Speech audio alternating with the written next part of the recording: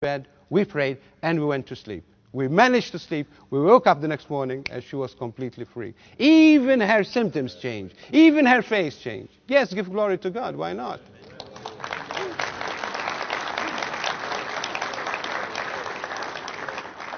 She was such a beautiful girl before. But when she became sick, even her features changed. But now she regained that beauty again. And she was free. She was happy. Again, God kept on doing it. One day I heard the voice of God again tell me, quit the agency, close it down. And without asking any questions, I went to my wife. I said, well, I don't know what we're going to do, but I have to close down. I invested all our money in it, and we lost everything. And we finished penniless at home. No money anywhere. But all of a sudden, God started blessing us. We started receiving boxes of food at our doorstep. We started receiving, whenever bills used to come, we started receiving the exact amount of money by post, not knowing where it's coming from. And this kept on going for years and years.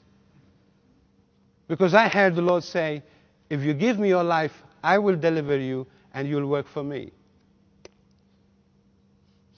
It wasn't easy, I'll tell you. Talking now, it's okay. But going through it, it wasn't easy at all. Because faith is a challenge. But going through it, it's not easy.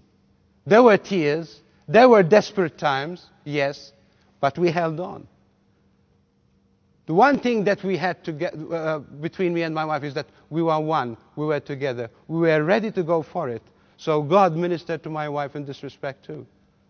So it was easy for us to go through it. One time they sent me to London for some training. And I had to stay 3 months in London. I had no money. I said, God, I'm going to book and see what happens. So I did my reservations. And 2 days before I had to go and purchase my ticket, a man came to us in our house. He said, Raphael, he said, I feel to give you this money. And he gave me the price of the fare. And we went to buy the ticket. As I was going to buy the ticket, I met a friend of mine. And he said, I said, where are you going? I said, I'm going to London. He said, okay, I have £3 for you in my pocket. Take them and spend them there. So I came to London with £3 in my pocket, not knowing what's going to happen. They had to pick me up at Gatwick Airport. They didn't show up. A friend of mine who boarded the plane with me from Malta, he said, Raphael, I'm not going to leave you, because you gave me part of your story. It's amazing. He said, well, what are you going to do now? I said, I only have an address. I don't know how to reach there. He said, let me see it. And he checked it out. He said, you need to take 2 trains. I said, okay, but what about the money? I have no money. I only have £3. He said, no problem, I'll pay for you. He paid for the train. I got on the trains, and I finished in Seven Sisters in London with a bag and heavy rain going on, not knowing where to go. No soul around. And I said, God, what's next? He said, stop the first taxi that comes. I stopped the first taxi. I said, here is my address. I want to go there. How much? He said, £3. He said, here you are. So I arrived in my destination with £3. And God is not precise, I'll tell you. He's the best accountant I've ever known. Anyway, I stayed in London 3 months. They weren't the best 3 months of my life because I had a lot of encounters with demons, and because of my involvement in witchcraft, I had to go to some deliverances, you know. So I had my encounters. I even lost weight. But I saw a vision one time that I was going to Gatwick to meet my wife. I said, this is strange. How is she going to make it? The Lord did it. Because we had left the denomination that we were brought in, my family disowned us a bit, you know. They went away a bit from us because they couldn't understand. But all of a sudden, one time after 2 years of this separation, my eldest brother showed up at home. It was Easter time, and he wanted to give some Easter eggs to the children. And he asked my wife, he said, where's Raphael? He said, Raphael has been in London for 3 months. He said, what about you? Why shouldn't you go there? She said, with what? I have no money. He said, no problem, I pay for you. And she came to London. And we stayed here together for 15 days. And one time we were in a church, and at the end of the service, after they did all the offering and whatever, as we were about to get out, the minister stopped the people. He said, wait a minute, God is telling me something. And he called us, we were in the front, and he called us forward. And he gave us 2 pots, 2 empty pots. And he said, here you are. Church, God said you need to bless these people. And they started coming, putting money. And I tell you, it was a river. For us, it was a river. We've never seen so much money. We counted them out and we found 500 pounds. 500 pounds sterling. I thought we were millionaires at the time. My wife started making plans what to do with them. You can ask her. Christians don't lie, They're supposed not to. Anyway, God said, you just keep 100, spend 100, and keep the other 400. So we spent 100, we had needs, our children had needs. And before we left, the Lord said, give these 400 to that person.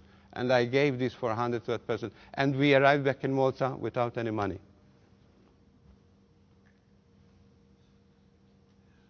The case came to be brought into court after a year. And I started the procedure. And all of a sudden, my eldest sister said to me, Raphael, I have a friend in the police headquarters, a high-ranking officer. He said, why don't you go and see him? I will make a meeting with him. So she fixed this meeting, and I went to see this man. And as soon as I entered, he said, you Raphael? She said, I am. He said, your case is in front of me. I'm your prosecutor. And all of a sudden, the Lord started showing me his life. And I started telling him what's wrong in his life. And his eyes came out of his face. He said, this is impossible. Nobody would know these things. Only my wife knows. He said, if God knows, everybody knows.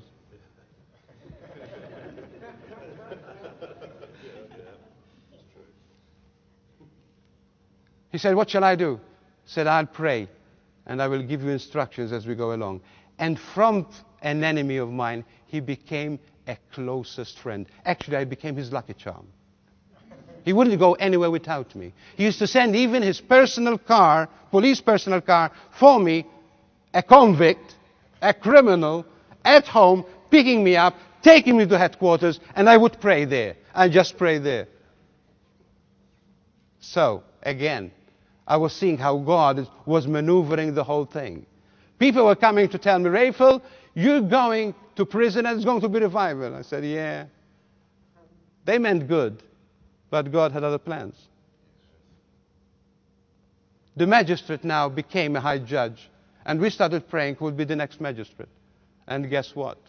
We were in hospital coming out, and we met a friend of mine, a lawyer, with whom we were doing business, and I was with him at school. He said, hi, Raphael. He said, you know something? He said, I was appointed as a magistrate. I said, good for you. Guess who was my magistrate as we appeared? He had to hide his face when he saw me the first time, not to smile.